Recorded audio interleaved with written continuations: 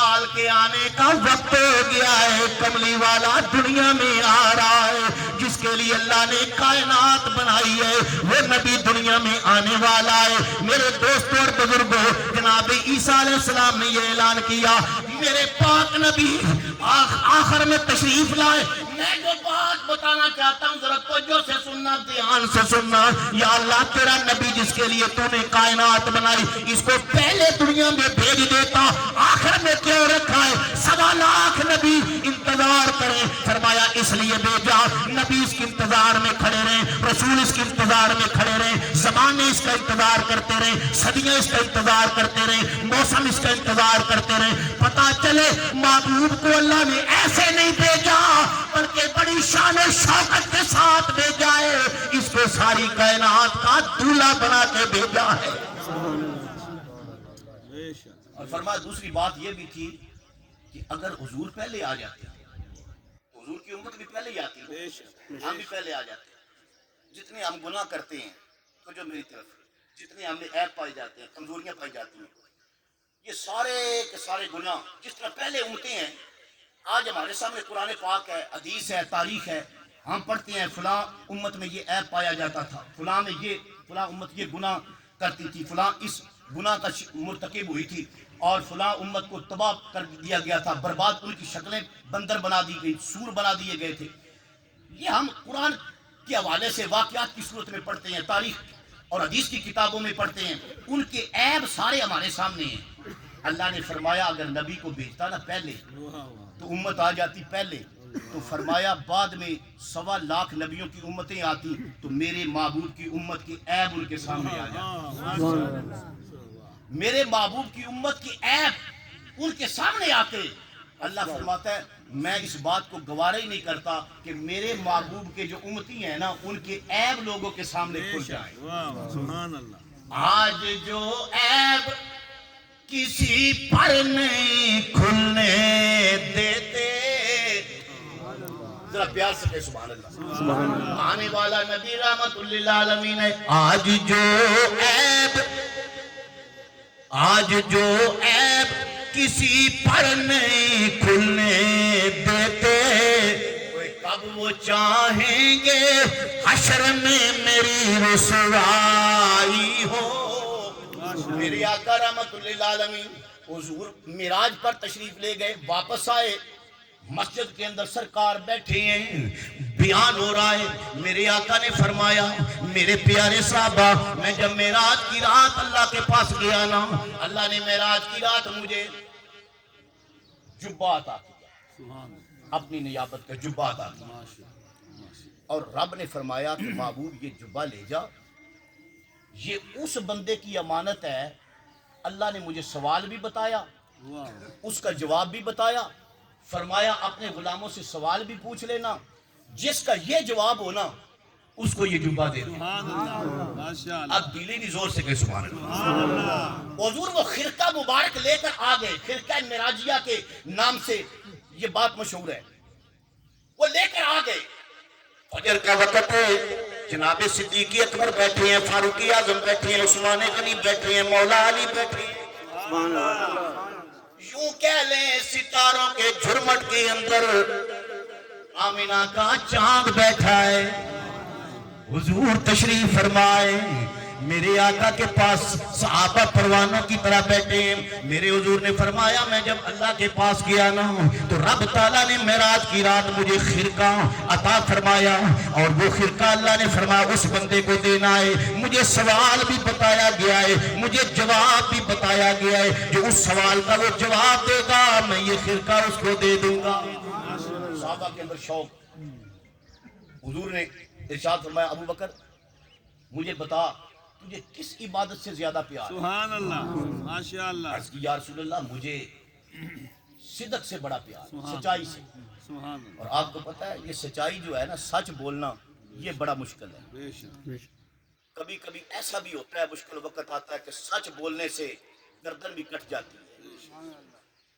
حضرت ابو بکر صدیق فرماتے ہیں یا رسول اللہ قربانی جتنی بھی دینی پڑے تو میرا دل کرتا ہے کہ میں سچ عام کر دوں، صداقت کا چرچا کر دوں۔ حضور بڑے خوش ہوئے، فرمایا ابو بکر بیٹھ جاؤ۔ عمر تجھے کس عبادت سے پیار ہے؟ عرض کرتے یا رسول اللہ مجھے عدل سے. سبحان اللہ. آج عدل تو دو بچوں کے درمیان قائم نہیں کوئی رکھ سکتا. آج دو بیویوں کے درمیان عدل قائم رکھنا مشکل ہو گیا ہے. بندوں کے درمیان عدل کا ترازو رکھنا مشکل ہو گیا ہے. تو عدل بڑا مشکل ہے. کہا یا رسول اللہ میرا دل کرتا ہے کہ میں آپ کی جو امت ہے نا اس کے لیے عدل کا ترازو نصب کر دوں. مجھے عدل سے بڑا پیار ہے. حضور نے دعا فرمائی. عثمان جی یا رسول اللہ میرا دل کرتا ہے کہ اودھ پہاڑ جتنا سونا میرے پاس موجود ہونا. حضور نے فرمایا عثمان وہ سونا کیا کرے گا؟ یا رسول اللہ اودھ پہاڑ جتنا سونا میرے پاس موجود ہو اللہ اور آپ کے نام پر مانگنے والے میرے دروازے پر آتے جائے میں ان میں تقسیم کرتا جاؤں. دلی نہیں ذرا زور سے کہ سبحان اللہ. جذبہ دیکھے نا کہ اتنا سونا ہو اتنا میرے پاس دولت ہو لوگوں کے اندر اللہ اور اس کے رسول کے نام پہ خرچ کر دوں. آج ہمارا بھی جذبہ ہے مسجد کے اندر جائیں کہیں جائیں نیکی کا اعلان ہو ہم جیب سے پیسے نکالنے لگے نا اگر بڑا نوٹ آ جائے وہ جلدی جلدی نیچے اس کو کرتے ہیں اور چھوٹا باہر نکالتے ہیں. لیکن صحابہ کی عظمت پر قربان جاؤں حضرت عثمان فرماتے ہیں اودھ پہاڑ جتنا سونا ہو اللہ کے نام پر مانگنے والے آئیں تو میں ان کے اندر خرچ کرتا ہوں. سبحان یار اتنی ڈیلی نہیں ذرا زور سے کہنا سبحان اللہ اور بلند آواز سے کہ سبحان اللہ. سبحان اللہ. اچھا حضور نے دعا فرمائی. مولا علی بیٹھے. حضور نے فرمایا علی جی یا رسول اللہ علی تجھے کس عبادت سے پیار ہے؟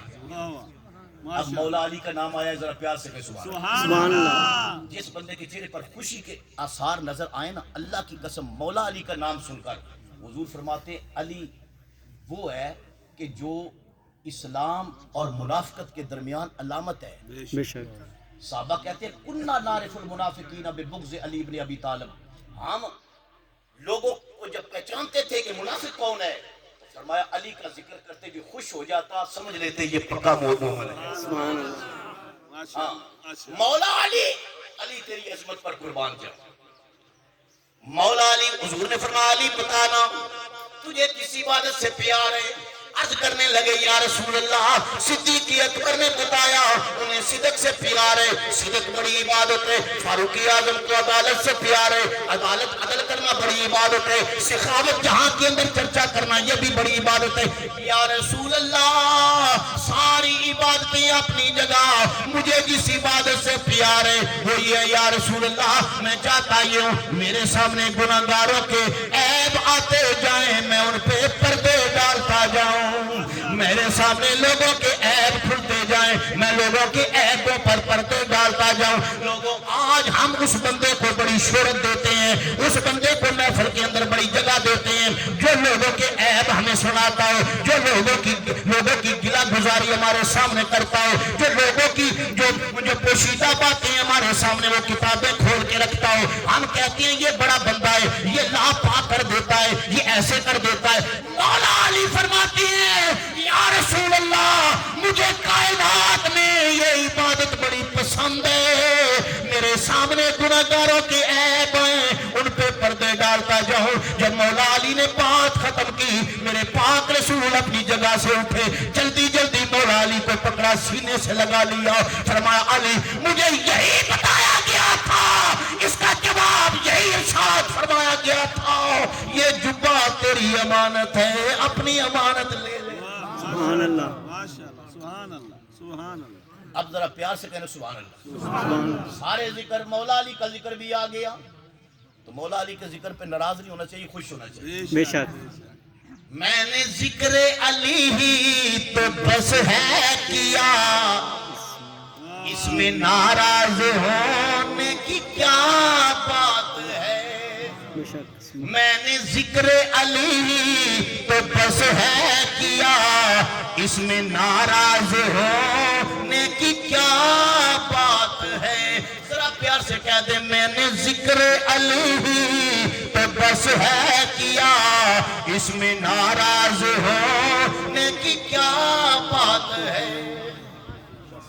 لو جی شاہ صاحب آگئے نعرہ تکبیر نعرہ رسالت سجادہ نشین آستانہ عالیہ رسول شریف آپ تشریف لے آئے ہیں.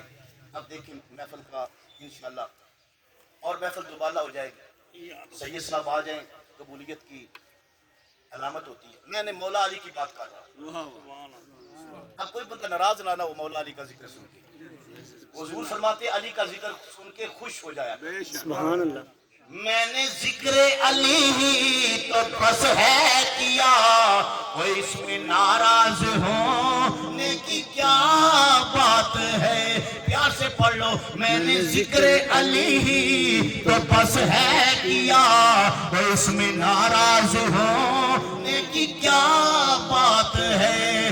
ان سے راضی ہوئے ہیں رسول خدا, اور اس میں ناراضی ہونے کی کیا بات ہے.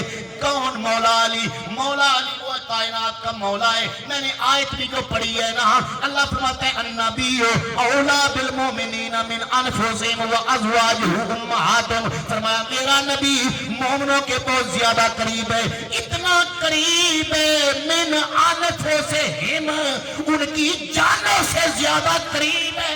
بے شک سبحان اللہ. نبی دور نہیں ہے, نبی قریب ہے, اتنا قریب ہے جان سے بھی زیادہ قریب سبحان اللہ. دلی نہیں, ذرا زور سے کہنے جان سے بھی زیادہ, جان سے بھی زیادہ قریب ہے. اب اللہ پاک کر اللہ فرماتا ہے نحن اقرب الیہ من حبل الورید. اللہ نحن اقرب الیہ من اب حبل الورید. اللہ فرماتا ہے میں بندے کی شارک سے زیادہ قریب ہوں. بے شک دلی نہیں, ذرا زور سے کہ سبحان اللہ. سبحان اللہ. اللہ بندے کی شارک سے زیادہ قریب ہے, لیکن جب باری آئی نا حضور کی, فرمایا یہ تمہاری جان سے زیادہ قریب ہے. سبحان اللہ. شارک اس کو کہتے ہیں, جان اور زیادہ قریب ہے. میں نے کہا یا اللہ بڑا تو تو ہے نا, اللہ اکبر, یا اللہ تو ہے نا سب سے بڑا, زیادہ قریب تو تجھے ہونا چاہیے تھا, تو شارک کے زیادہ قریب ہے. تیرا محبوب جان سے زیادہ قریب ہے. فرمایا فرق یہ ہے, شاہ رگ اگر کسی کی کاٹ دی جائے نا, تو جو شاہ رگ کاٹ دی جائے وہ کچھ دیر تڑپتا رہتا ہے, کچھ دیر, لیکن جب جان نکلے نا اللہ تو پھر وہ تڑپتا بھی نہیں, پھر وہ سانس بھی نہیں لیتا. فرمایا میرا محبوب جو ہے نا وہ تمہارے اتنا قریب ہے, جب محبوب جسم سے اس کی محبت نکلتی ہے نا تو بندہ بالکل مردہ ہوتا ہے, بالکل مردہ ہو جاتا ہے, ہوتا ہی مردہ ہے. وہ تکتا ہو, جاگتا ہو, سنتا ہو, وہ چلتا ہو, پھرتا ہو, جو مرضی کرتا ہو, فرمایا مردہ ہے, زندہ وہ ہے. زندگی کی علامت میرے مصطفیٰ کی محبت ہے. اگر سینے کے اندر رسول کی محبت ہے تو زندگی ہے, اگر محبت نکل گئی ہے تو موت ہے. بے شک سبحان اللہ. اب آپ دیکھیں نا فرانس والے خاکے بنا رہے ہیں حضور کے, اللہ کرے خاک ہو جائیں, خاک میں یہ مل جائیں. مصطفیٰ کریم کی گستاخی اور بے ادبی کے حضور کے خاکے بناتے ہیں. میں آپ سے پوچھتا ہوں یار, پوری دنیا کے اندر احتجاج ہو رہے ہیں, ابھی آپ نے سوچا یہ خاکے کیوں بناتے ہیں؟ حضور کی توہین کیوں کرتے ہیں, کیوں بے ادبی کرتے ہیں, ناموس رسالت پہ حملے کیوں کرتے ہیں, کبھی ختم نبوت پہ حملہ کرتے ہیں, کبھی کسی انداز میں, کبھی خاکے بناتے ہیں, کبھی حضور کے گستاخوں کو پناہ دیتے ہیں. یہ ساری چیزیں یہ یورپ والے کیوں کرتے ہیں؟ کبھی سوچا آپ نے؟ اللہ کی قسم انہیں پتا ہے, انہیں پتا ہے کہ مصطفیٰ کریم کی محبت وہ طاقت اور قوت ہے. اگر ہم اسلام کو شکست دینا چاہتے ہیں اس کا ایک ہی طریقہ ہے کہ ان کے سینوں سے حضور کی محبت نکال. مکے کے اندر نا, مکے کے اندر جب جنگوں کا سلسلہ شروع ہوا تو کافر بڑے حیران ہو گئے کہ تھوڑے سے مٹھی سے مسلمان, مٹھی بھر, ہمارے بڑے بڑے لشکر, ان کے پیر ان کے سامنے جمتے نہیں ہیں. تو اس کی وجہ کیا ہے؟ اس راز کو ہم دیکھیں. انہوں نے ایک جاسوس بھیجا, عروہ اس کا نام تھا, عروہ کو بھیجا, جا کے نا پتہ کر کے آپ مسلمانوں کے پاس رہ کے جائزہ لینا کہ کون سی طاقت ہے کہ یہ 313 ہو کر ہمارے ہزاروں کو یہ شکست دے دیتے ہیں. اس راز کا پتہ لے کر آؤ. عروہ چلا گیا, وہ حضور کے غلاموں کے اندر جا کر رہنے لگا. وہ دیکھتا رہا, نماز, روزہ, ان کے معمولات, ان کا ذکر و فکر, قرآن کی تلاوت دیکھتا رہا. واپس آ میٹنگ بلائی گئی, کفار مکہ نے اس کو بلا لیا. ہاں بھائی اپنے مشن پر گیا تھا, بتا کیا مسلمانوں پر ہم کامیاب ہو سکتے ہیں؟ اس نے کہا بالکل نہیں ہو سکتے. سبحان اللہ. شکست دے بالکل مسلمان شکست نہیں کھائیں گے. تجھے پتا چلا راز کیا ہے؟ اس نے کہا بالکل پتا چلا راز کیا. کیا راز ہے؟ اس نے کہا راز یہ ہے جو میں سمجھا ہوں وہ یہ ہے. تو جو اب میری طرف آپ نے پوری کرنی ہے. اس نے کہا جو میں سمجھا وہ یہ ہے، میں نے دیکھا ہے حضور جب وضو فرماتے ہیں نا واہ واہ واہ. تو صحابہ پانی کے قطرے نیچے نہیں گرنے دیتے. اللہ یا گلے نہیں، ذرا زور سے کہنا سبحان اللہ. سبحان اللہ. سبحان اللہ. بھائی حضور جب وضو فرماتے ہیں تو صحابہ پانی کے قطرے نیچے نہیں گرنے دیتے. جب حضور تھوکتے ہیں نا ماشاء اللہ تو ماشاء اللہ. صحابہ تھوک مبارک نیچے نہیں گرنے بے دیتے. شک بے شک. گلے نہیں، ذرا زور سے کہنا سبحان اللہ. سبحان اللہ. کہتا میں نے یہ بھی منظر دیکھا ہے حضور جب حجامت بنواتے ہیں تو بال نیچے نہیں گرنے دیتے. وہ بالوں پہ لڑ پڑتے ہیں، وہ تھوک پہ لڑ پڑتے ہیں. حضور جب تھوکتے ہیں تو آگے اپنا ہاتھ کر لیتے ہیں، اس کو اپنے چہروں پہ ملتے ہیں. اچھا اس نے کہا اس لیے تم کامیاب نہیں ہو سکتے. اب جو میرا سوال ہے آپ سے وہ یہ ہے، عروہ جو گیا تھا اس نے صرف یہ باتیں بتائیں کہ بھائی وہ حضور سے بڑا پیار کرتے ہیں، حضور کے آگے نہیں چلتے، حضور وضو کرتے ہیں تو پانی نیچے نہیں گرنے دیتے، نبی پاک صلی اللہ علیہ وسلم تھوکتے ہیں تو تھوک مبارک نیچے نہیں گرنے دیتے. یہ باتیں اس نے بتائیں. اس نے یہ نہیں بتایا کہ وہ راتوں کو تہجد پڑھتے ہیں، حالانکہ صحابہ راتوں کو جاگا کرتے ہیں. بے شک. بے شک. قرآن کہتا ہے سیماہم فی وجوہہم من اثر السجود، وہ راتوں کو جاگا کرتے تھے. اس نے یہ معاملہ نہیں بتایا. اس نے یہ نہیں کہا کہ وہ صف بندی کرتے ہیں اور جلدی جلدی نماز کا اہتمام کرتے ہیں، حالانکہ حضور کے صحابہ، ہم نماز کی کوتاہی کرتے ہیں، حضور کے صحابہ نماز کی کوتاہی. بے شک نہیں. کیونکہ وہ جاسوس تھا، اس نے اندر کا معاملہ بتانا تھا. وہ کہنے لگا یہ باتیں ساری اپنی جگہ، لیکن جو اندر کا معاملہ ہے نا، اس نے کہا اگر صرف نمازیں پڑھتے ہم شکست دے لیتے، صرف تہجدیں پڑھتے ہم شکست دے لیتے، صرف یہ راتوں کو جاگتے ہم شکست دے لیتے. ارے جو ان کی اپنے محبوب کے ساتھ والہانہ محبت ہے، جو عشق کا انداز ہے، وہ بتاتا ہے یہ کسی صورت پر مار مٹنے کے لیے تیار ہو جاتے ہیں. یہ کملی والے پر آج نہیں آنے دیتے. جو نبی کی ذات سے اتنی محبت کرتے ہیں، پانی سے اتنی محبت کرتے ہیں، نبی کے تھوک سے اتنی محبت کرتے ہیں، وہ نبی کے پیغام سے کتنی محبت کرتے ہوں گے. یہ کاٹ تو سکتے ہیں، یہ مار تو سکتے ہیں، لیکن پیچھے نہیں ہٹ سکتے. بے شک بے شک.